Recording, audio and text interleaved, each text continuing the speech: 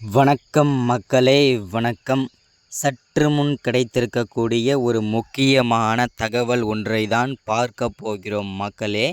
சற்று முன் திமுகவின் முக்கியமான பொறுப்பில் இருக்கக்கூடிய விளையாட்டுத்துறை அமைச்சராக இருக்கக்கூடிய அமைச்சர் உதயநிதி 30,000 கோடி ஊழலில் வசமாக அமலாக்கத்துறையில் சிக்கியிருக்கிறார்.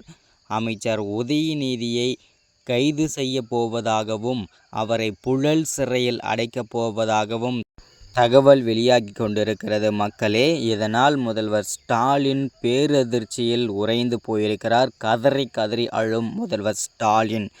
என்ன காரணத்திற்காக இந்த 30,000 கோடி ஊழலில் சிக்கியிருக்கிறார்? இந்த 30,000 கோடி எங்கிருக்கிறது? அமலாக்கத்துறை கைப்பற்றி விட்டார்களா இந்த 30,000 கோடியையும்? அப்படின்றத பற்றி தான் இந்த ஒரு காணொலியில் நம்ம தெளிவாகவும் துல்லியமாகவும் பார்க்க போகிறோம் மக்களே.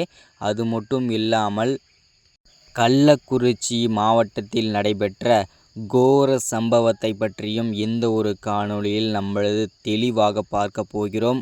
அது மட்டும் இல்லாமல் இதுவரை திமுகவில் இருக்கக்கூடிய முக்கியமான அமைச்சர்கள், அமலாக்கத்துறையிடம் எத்தனை அமைச்சர்கள் சிக்கியிருக்கிறார்கள், கைது செய்யப்பட்டிருக்கிறார்கள் அப்படின்றத பற்றியும் இந்த ஒரு வீடியோவில் நம்ம தெளிவாக பார்க்க போகிறோம் மக்களே.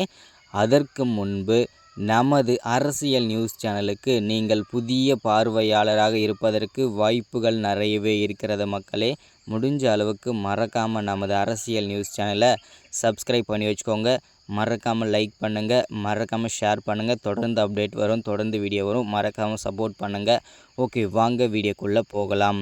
சற்று முன்பு கிடைத்திருக்கக்கூடிய ஒரு முக்கியமான பரபரப்பான சோகமான தகவல் என்ன அப்படின்னு கேட்டிங்கனாக்கா, திமுகவில் இருக்கக்கூடிய முக்கியமான அமைச்சர், முக்கியமான பொறுப்பில் இருக்கக்கூடிய விளையாட்டுத்துறை அமைச்சராக இருக்கக்கூடிய அமைச்சர் உதயநிதி சற்று முன்பு 30,000 கோடி ஊழலில் வசமாக அமலாக்கத்துறையிடம் சிக்கியிருக்கிறார்.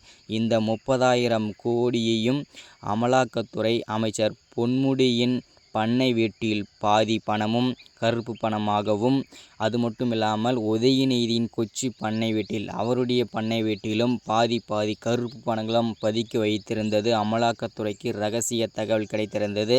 அதிரடியாக இந்த 30,000 கோடியையும் அதிரடியாக முடக்கிவிட்டார்கள் மக்களே.